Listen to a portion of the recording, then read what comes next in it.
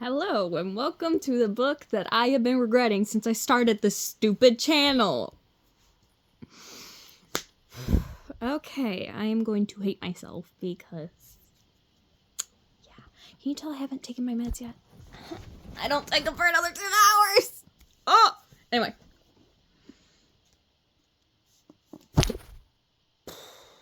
I cannot finish this book fast enough. I want to get it over with. Holy crap, I want to just move on to Vega's book. I just want to move on. But I know that I have to read it. Oof. Okay, anyway.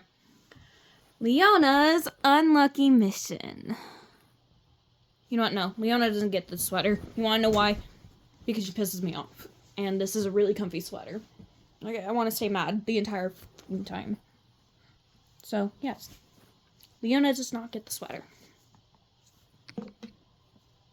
Let me brush out my bangs because even though...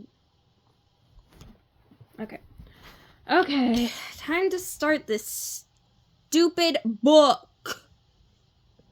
Ooh, I have so many opinions about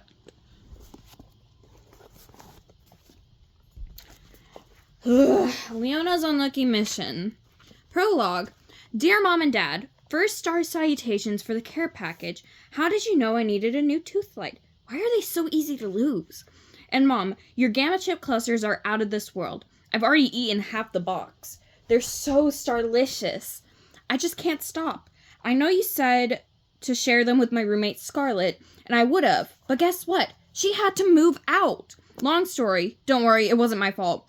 The good news is, you remember how she used to skateboard on the walls? Well, she won't be doing that anymore. At least in my room. So for now, I've got the whole room to myself, and it looks so much better without all that black. I'm hoping to get a new roommate soon, though, and I'll let you know when I do. Stars crossed, she's into a color that goes a little better with gold. And that she's a lot more relaxed and not so hard to talk to. Oh, and guess what? More big news. I formed a new band. It's called Star Darlings. And I'm the lead singer, of course. We haven't played a gig yet, but I know that we will, and I'll send you a holo vid as soon as we do. We even have a manager, so it's the real deal. Remember Clover? Her color is purple, and she wears the hat. Anyway, her family's the Flying Melenzas, and as in the circus we used to go to every year. So she knows all about show business, and she writes great songs. I know that you keep saying that becoming a pop star is a moonshot, and that chances are a high drawing to 1. But I have a tremendous feeling about us, and I might as well shoot for the stars, right? Isn't that what they're for? Speaking of stars, I was looking at Grandpa's the other day, and I swear it winked at me. Tell Felix congratulations on his promotion to assistant manager of the shoe shop. I won't mention that Dad is his boss. And tell Garfield I'll believe he has a girlfriend when he sends me a holo pic. I'm waiting. Finally, tell Duchess and Francesca, I'll holo call them tonight if I have the chance.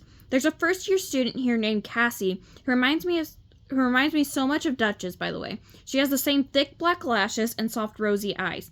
She's like a little doll you just want to pick up and hug. I miss you and love you. Your superstar, Leona. P.S. Send more clusters when you can. Leona read over her holo letter, quickly trying to think of what else to say. She tried to send one to her parents weekly, though sometimes she forgot. Sometimes, too, it was nearly impossible to write anything without giving her Star Darling's identity away. For instance, how could she explain Scarlett's moving out without mentioning that Scarlett had been dismissed from the group? She mailed her letter with a flick of her wrist. Hopefully one day she'll be able to share their secret with their families. But who knew when that would be? Ah! Scarlett was kicked out. Also, Flying Melenzas. We finally get a hint about what Clover does, because Piper and Clover have not been in the last 2 books. They've been mentioned, but they haven't, talked or done anything important. Chapter 1. Twinkle, twinkle, twinkle, twinkle, twinkle, twinkle. That was the sound of a star zap that had been trying to get its owner's attention for quite some time. Leona, who was getting ready for bed in the blissful peace of a roommateless dorm room, had stopped singing into her hairbrush for a moment to actually run it through her hair, and she finally heard the instant insistent sound. She grabbed her stars app eagerly, willing it to be news of another wish mission, hopefully hers, but her brow wrinkled in confusion as she read the message. Please come to my office immediately. I have a matter of great urgency to discuss with you. Lady Stella. Leona, already dressed in gold brocade pajama bottoms and a golden tank top, threw on a dressing jacket made of the softest glimmerworm silk, shoved her feet into a pair of golden flats, and raced out the door, feeling a heady mix of excitement, anticipation, and dread. As she hurried along the cosmic transporter, as she thought of what it could be. Could Scarlet be reinstated as a star darling and her roommate once more? Maybe it would be Libby's Wish Blossom presentation, which has been postponed due to the Scarlet situation. Or what if it was someone who had caught... Or what if someone had caught wind of their secret trips to Wish World? She shook her head, clearing it. No. She decided it was none of those. Then she had another thought, which made her beat double time. Maybe she was going to be awarded some honor. Possibly most popular Starling Academy student, or most likely to be a shining star. Full of herself, damn. Leona arrived at Lady Stella's office door with a big smile on her face, in case any hollow pictures were taken. She chided herself for not changing her outfit into something a little less slumberific. The door to Lady Stella's office was ajar. That was odd. Oh, damn, what's on my hand? Leona walked inside the grand space she had come to know quite well. In the very center stood the round table where they had first met together as a team. There sat 3 of her fellow star darlings. They looked at her nervously. Where is everyone? Leona asked. Sage, Vega, and Libby looked up at her and shrugged silently. I was kind of hoping this would be my Wish Blossom presentation, Libby said, twirling a strand of her pretty pink hair around her finger. But then where's everyone else? She looked around the office as if the other girls were hiding behind the furniture and would soon pop out to her surprise. Lady Stella strode into the room, followed by Lady Cordial, the head of admissions. Lady Cordial was one of the handful of Starling Academy administrators who knew of the Star Darlings and Lady Stella's plan. Smiling tightly, as she always did, she greeted the Star Darlings with clasped hands and a tidy bow. Lady Stella used her wish energy to close the door behind them, a little more forcefully than necessary. In Leona's opinion, Leona couldn't help admiring Lady Stella, so lithe and beautiful. The headmistress was as regal and confident as the head of admissions was meek and nervous. Then Leona took a closer look at Lady Stella. In her 2+ years at Starling Academy, Leona had never seen the woman look so irritated. It couldn't be good news. Lady Stella looked at the 4 girls. Where's Scarlet? She asked. Leona shrugged. I haven't seen her since she moved out of our room, she said. The other girls nodded in agreement. Really? Said Lady Stella, her smooth forehead creasing with concern. That is surprising. We had a lengthy discussion after everything happened, and she was very gracious. I'm surprised she didn't respond to my holotext. Scarlet? Gracious? Thought Leona. She'd have to take the headmistress's word for it. Libby shook her head. It's true. We haven't seen her anywhere, she said. Not at lunch or at band practice. Sage spoke up. She missed our wish probability class and study group, too. Why would Scarlet be in Sage's wish probability class? Scarlet's a 3rd year and Sage is a 1st year. Lady Stella frowned. I see. I suppose it's entirely possible that Scarlet was more upset than she let on. She inhaled sharply. Sounds like Scarlet. Perhaps it's no surprise that a Starling would need some time alone. Especially Scarlet, thought Leona. She had never seemed particularly eager about other Starlings before anyways. She stood thinking that the meeting was over. Not so fast, Leona, said Lady Stella.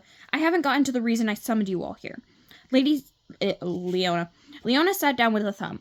I have 2 words for you girls, the headmistress said grimly. Star Darlings. The girls looked at her blankly. She continued, What in the stars were you thinking, naming your band after our secret group? Leona gasped. She had been so excited about being named the lead singer of the band that the actual name had barely registered with her at the moment. It was strange, come to think of it. Quickly, she explained to Lady Stella exactly what had happened, the other girls breaking in and adding their thoughts. She had always wanted to start a rock band since her younger years, in fact, back in Fairfield, so that she could be the lead singer, of course, and as soon as Lady Stella formed the Star Darlings, Leona couldn't help thinking that it would be the perfect place to start. Many of the Star Darlings had already played instruments, Leona knew, and it would be a star-tastic way to get to know each other even better than they already did. There were never supposed to be open auditions. That was something Leona had thought she made perfectly clear. Somehow, though, it was still a mystery. A holo flyer was sent out to every Stars App in the school, except the Star Darling Stars Apps, which just made everything even weirder. Worse was that Leona couldn't even pick the band members in the end, even though it had all been her idea. Starling Academy rules, ever fair and balanced, had just stipulated that any tryout on school property be overseen by a school official using a ranker, a judging machine designed to be completely objective and keep any contest a high drawing % fair. So the ranker had chosen a group of girls and also named the band.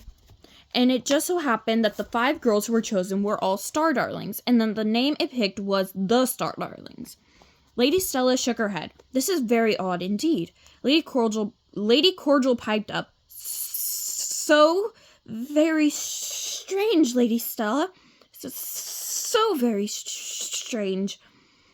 Lady Stella looked at the girls, and her expression softened. So you girls had nothing to do with this. They shook their heads. And who was the professor in charge? Lady Stella asked. Leona thought. It was Professor Letitia Langtree. Lady Cordial touched Lady Stella's arm, and the headmistress bent down so the shorter woman could whisper in her ear. Lady Stella listened, nodded, then straightened, her mouth set in a grim line. I'll make it delicate inquiry with her to determine if the random mistake or done deliberately. She shook her head. But really, what are the chances of a ranker picking the same secret name? She mused aloud.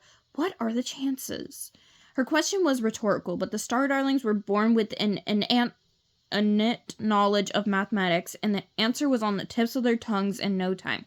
1 in 500 muniums, everyone chorused. As they stood and began filing out of the room, Lady Stella was shaking her head. The revelation of your group's secret name is very concerning to me. Very concerning. Leona and the rest of the band walked down the hallway, nobody saying a word. They stepped out into the still night. The sky clear and filled with twinkling stars. They all paused for a moment, looking up and taking it all in. Most of their other classmates were already in bed, dreaming their startling dreams as they absorbed their lessons for the day. Then, without a word, the 4 Star Darlings headed to the campus cosmic transporter, the moving sidewalk that whisked starlings across the school grounds. It wasn't until that they were moving towards the dorms that Leona broke the silence. So what? She said. What's the big deal that our name is out there? I mean, we're still secretly going on missions. That hasn't changed. I think Lady Stella is totally overreacting, she said firmly. Vega shook her blue bobbed head from side to side. I don't know, Leona. Lady Stella seemed pretty upset. There must be more to it. Time will tell, said Sage wearily. Time will tell. And with that, the 4 girls went their separate ways to try and get some sleep. That is the prologue in Chapter 1 of Leona's Unlucky Mission. Next video will be Chapter 2. I'll see you guys later.